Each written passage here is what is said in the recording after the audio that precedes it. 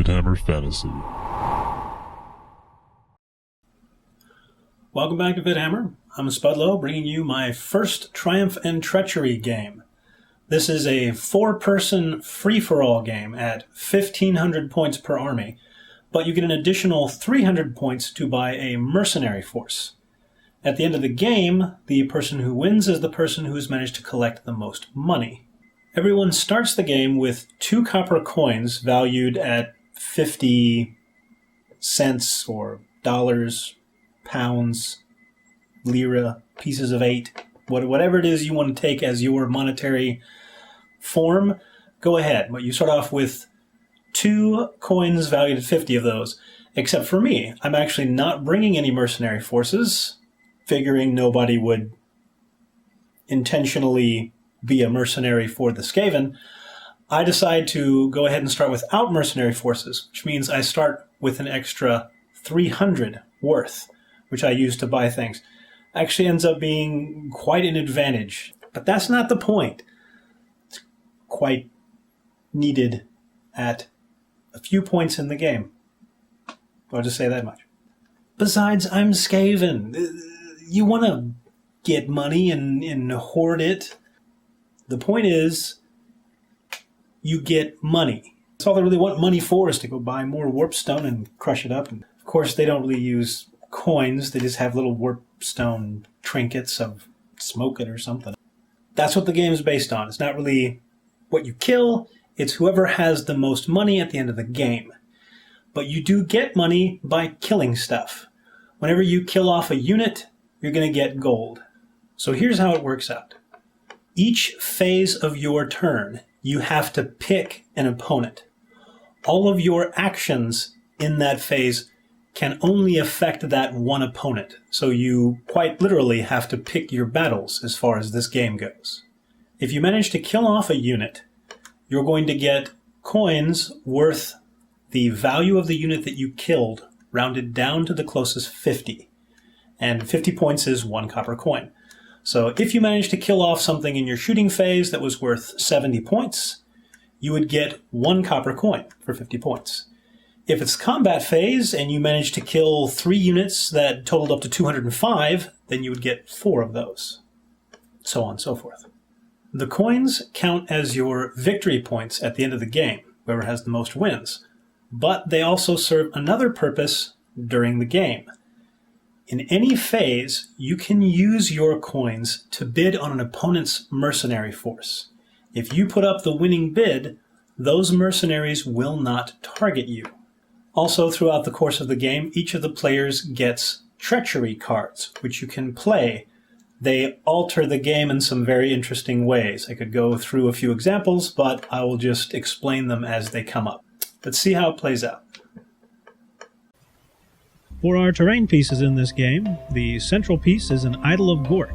This lets units within 6 inches re-roll their failed charge distances.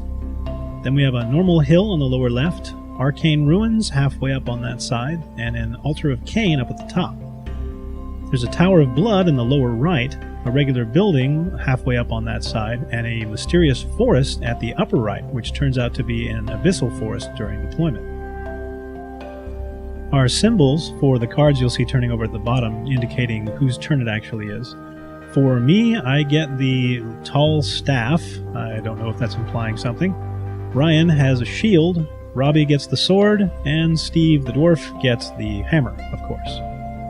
We do our spell generation, and Robbie has a level 3 on his Hurricanum as his mercenary force that gets Ice Shard Blizzard, Uranon's Thunderbolt, and the Comet of Cassandora. Ryan has a Supreme Sorceress on a Dark Pegasus that has the Earthing Rod. Can you say 6 dice? They end up getting Purple Sun of Xerus, Spirit Leech, Caress of Lenef, and Doom and Darkness. Everyone loves Doom and Darkness. Oh, you're playing Skaven? Oh, Doom and Darkness. Oh, you have slaves? Doom and Darkness. Oh, you're stuck in your own zipper? Doom and Darkness. For me, I've just got a level 2 Plague Priest. That's it. Gets Vermintide and Plague. At least I got one good spell out of the bunch. And Steve, oh, what's magic? I don't care about magic. I have 6 gyrocopters. And 2 bombers. Yeah, Doors are overpowered. Nerf them. We pick board segments and start our deployment.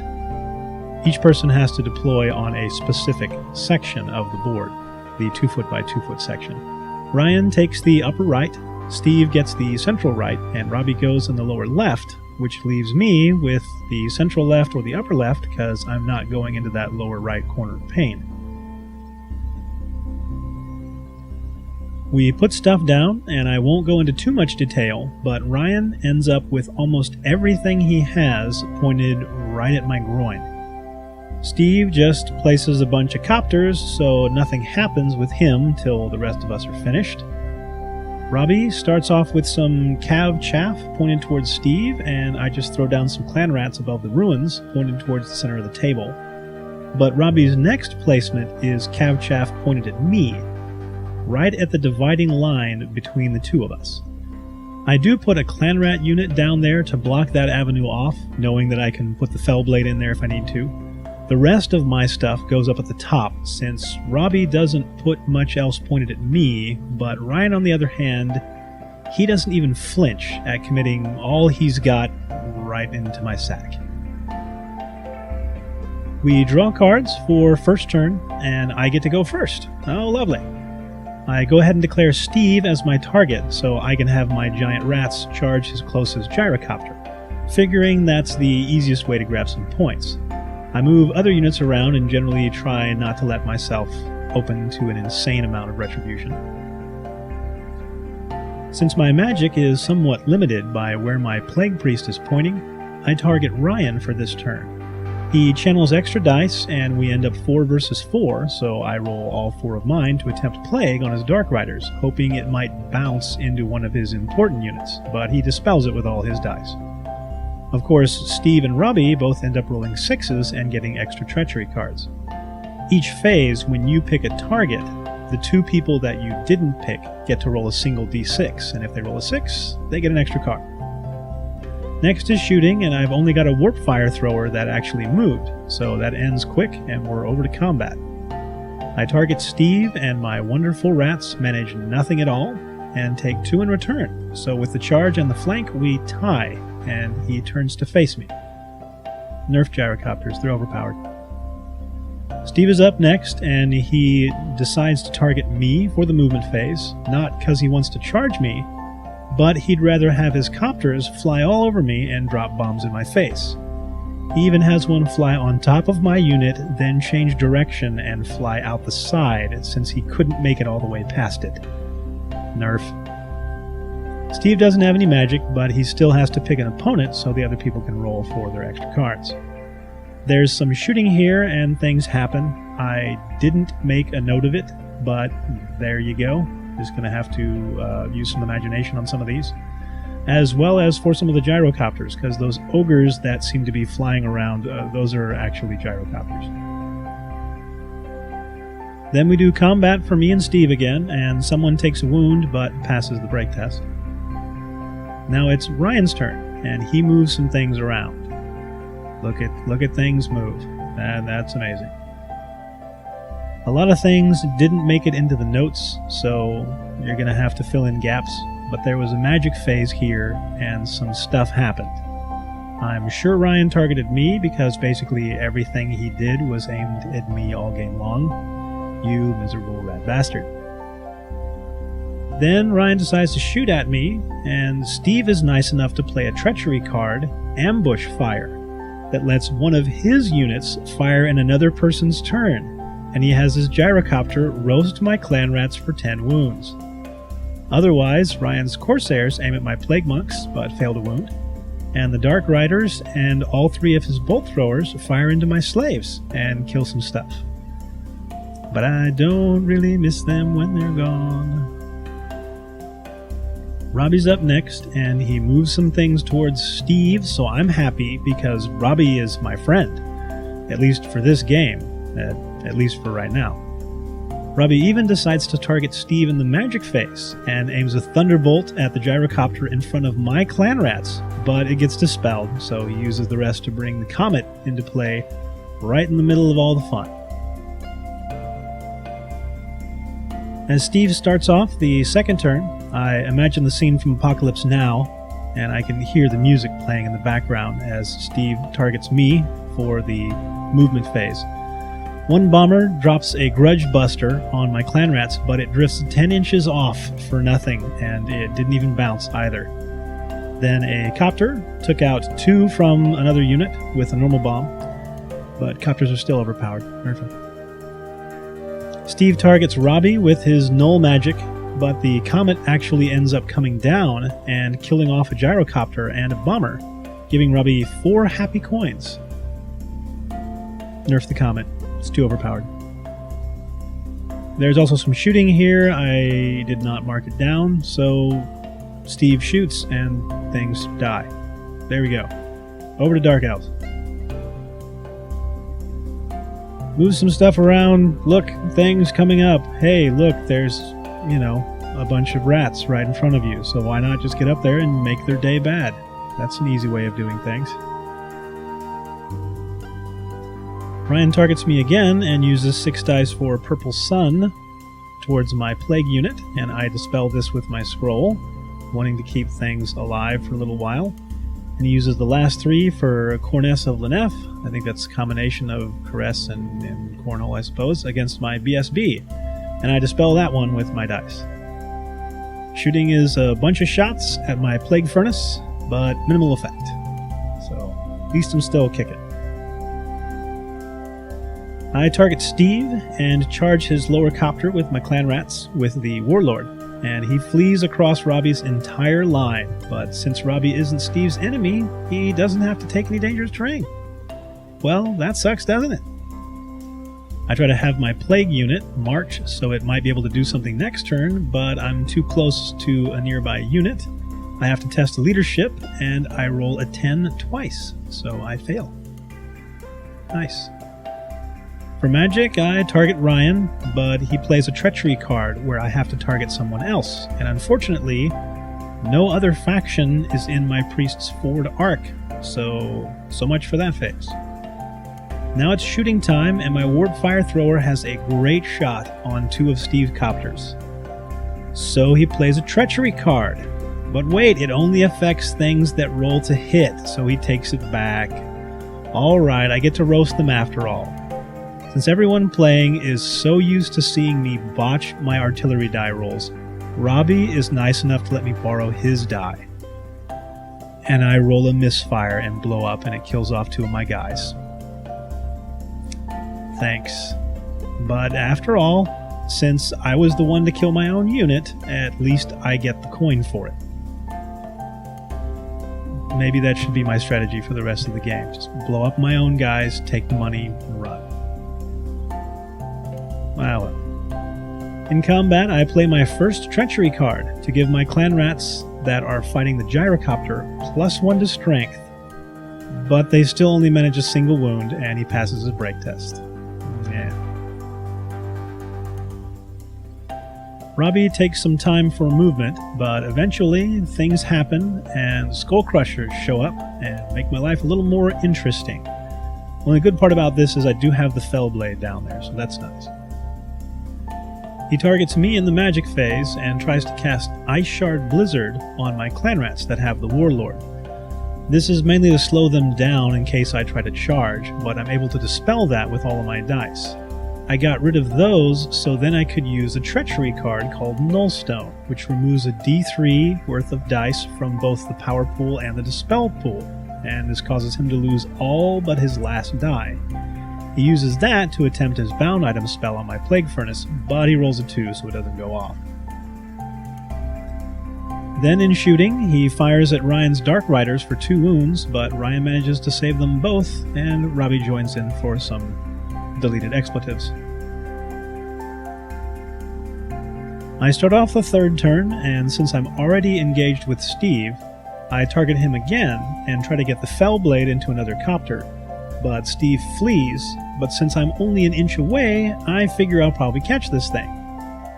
Steve plays the Caltrops Treachery card that cuts my charge distance in half, so I'm not making that one. I move up the Plague Monks and the Slaves, so hopefully I'll be able to get something with a punch into an actual combat soon. For magic, I go against Ryan again, and with his extra channel, it's 5 versus 5. I use all 5 and go for Plague on his greatswords, and he uses the Trickster's Ring on me to make me miscast if I roll any doubles. Well, trick's on you, because I rolled a stinking straight. But he is actually able to dispel it with his dice, so oh well.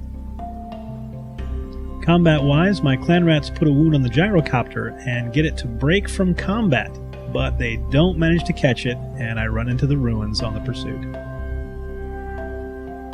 Robbie goes against Steve with his charges, the chariot going after the fleeing copter that goes back across the field in no man's land. Then the cavalry charge the tyrant. Robbie targets Ryan for magic that ends up 7 versus 5. His first 5 go towards bringing the comet back into play, marked by the bigger, blacker die to the right of the skull. His last 2 make an attempt at Ice Shard Blizzard on Ryan's Dark Riders, but Ryan rolls all of his dice to dispel it. In shooting, Robbie tries to fire into Steve's Longbeards, but Steve plays a Treachery card that makes Robbie re-roll his successful hits, resulting in no wounds on the Ironbeards. Steve throws down another Treachery card in combat, giving his Tyrant +1 weapon skill. But it's not enough to stave off the assault, as the fat man only manages a single wound on the cavalry. Then he takes 2 in return, but he runs through the tower to safety in the flee. On to Steve's turn. He targets me for movement, and he charges my clan rats. I could try and hold out, but maybe his units will end up in a better position if I flee. So I run past a bunch of stuff straight at one of his copters that just charges it right back to where it started. To make things better, Steve has one of his bombers fly over my slaves just because, everyone wants that single coin from my slave block. Then there's combat, where I put a couple of wounds on a gyrocopter, but I just can't manage to actually kill anything. That isn't my own unit anyway. Ryan's up, and he targets me for everything. Unfortunately, before he can get a chance to charge those great swords into my plague furnace, I decide to spend a little bit of that hard-earned cash. I go to buy the little bastards off. But Steve tries to convince Robbie that they should both give their money to Ryan so he can buy them back and destroy me. I won't forget this, Steve, just so you know. Luckily, Ryan was decent enough not to accept the offer, so he settles for charging 1 unit of Dark Riders and his Warlocks into the flank of my slaves, and riding his other fast cavalry unit all the way around Steve's army to block my plague furnace. Then it's magic, and wouldn't you know it, Ryan targets me. Uses the first 2 for Soul Blight on my Plague Furnace to make it -1 Strength, -1 Toughness. Then the next 2 for Caress of Lenef on the Furnace, which I'm certainly not a fan of, so I use 3 dice to dispel this one. Bit of a mistake though, as he uses his remaining 4 for Purple Sun. That cuts right through my Plague Monks and Furnace. Luckily though, the Furnace survives, but does manage to kill off a slave and 6 Plague Monks. Then he gets to roll for each of those wounds, and he regains 5 power dice. Out of 7 rolls, 5 power dice, which he uses to cast Doom and Darkness on the Plague Monks, and then goes for Spirit Leech on the Furnace, and ends up putting 1 wound on the Furnace and another on the Plague Priest. He actually killed them off at first, but then we remembered the magic resistance had to go back and redistribute, and Plague Priest lived. But it's shooting time. First bolt thrower shoots for the Furnace. The first fails to wound, but the second one kills off the Plague Priest. Last one goes after the monks and gets a couple. Finally, for combat, Ryan's Dark Riders and Warlocks smash up the slaves. I might have done a wound in response, but probably not. The unit ends up steadfast, but I'm too far away from the general to stand a chance, and I blow the break test and explode. And even as I make this voiceover, I have no idea why the Warlocks got to overrun into my Plague Monks. I blame gyrocopters. They're overpowered. They're just overpowered. I'm up first again in turn 4. I have to pick a target, and I've got the Dark Riders in the flank of the Plague Furnace already, but there's a juicy target for the Fellblade, and I want to use that thing at least once while it's in my army. So I pick Steve as my target and have my clan rats charge his gyrocopter. He must have wanted to see this thing work himself, because he decided not to flee. Choosing Steve this round also meant that Ryan's Warlocks got pushed 1 inch away from my Plague Monks, so they're out of combat again, and in the end, it all worked out. I've got no caster, so there's no magic. I also don't have any shooting left on the board, so it's combat. And the Fellblade dices the gyrocopter in a flurry of underutilized potential. I don't reform my unit here because I get too caught up in dealing with the dark side of the Fellblade and the fact that it can wound you every turn just by carrying the stinking thing around. I hadn't rolled for it yet, so I make a roll for all 4 turns so far, and I passed the first 3, so nothing would have changed really, but I do manage to take a hit at the end of my 4th turn. Steve makes a total assault on Robbie, which is perfectly fine by me. The gyrocopter and the Longbeards charge into his javelins, and the copters even decide to fly south for the winter. Steve targets Robbie for shooting and steams his skull crushers for 1 wound, and the bomber's clattergun even tries for the hurricanum, but it just ends up polishing up the armor. In combat, the Longbeards and gyrocopter clear out the javelins and just end up chilling in the middle of the board. Ryan doesn't declare any charges and just moves some things around. I'm convinced that everyone feels sorry for me at this point for taking a beating in the previous round. In Magic, he tries for a bound spell first, but rolls a 2. Then he buffs his greatswords to let them reroll misses in close combat, as if I was going to charge those things. No way. Shooting sees a different approach as Ryan targets Steve and is able to take out a gyrocopter and put some wounds on a couple of the other flyers, but in the end, he only gets 1 kill and 1 coin. As Robbie starts our last round in turn 4, it's getting quite late and we're deciding that we should probably end the game after this round. Since he wasn't intending to actually charge anything this round and we wanted to see the game end with a good clash, we decided to let him turn the cavalry around and charge my clan rats. A nice setup, albeit manufactured. Then he moves his hurricanum in for support. In Magic, he targets me and begins to cast Ice Shard Blizzard on my clan rats, and I throw a Treachery card that blocks the spell and disorients the caster for the rest of the phase. But it does cost me 2 coins. That's okay, I'm rich, I can afford it. We do our final combat, and everyone starts playing the Treachery cards that they've been holding on to all game. Steve plays a Treachery card that takes away my rank bonus and Steadfast. Then I play a card that takes away Robbie's rank bonus and Steadfast. Then Steve helps me by playing a card that gives me +1 to combat result. Now we start the fighting, and his Chaos Lord issues a challenge, and I'm about to accept with the Fellblade until I find out that he has ASF and Initiative 8. So my unit champion accepts instead and gets killed. Unfortunately, this also means that the Fellblade is only able to do 2 wounds to the unit before he gets killed off by the knights, which means the Warlitter doesn't get to attack because it's dead. And I really could have used the extra bit of strength, because after the horses and the clan rats do all of their stuff, I end up losing the combat by 6. I'm not steadfast thanks to Steve's Treachery card, so that brings me down to needing a 2 for the break test, and I actually roll a 3. But wait, there was that other Treachery card Steve played that gave me +1 to combat resolution, so a 3 is actually enough for the unit to stick.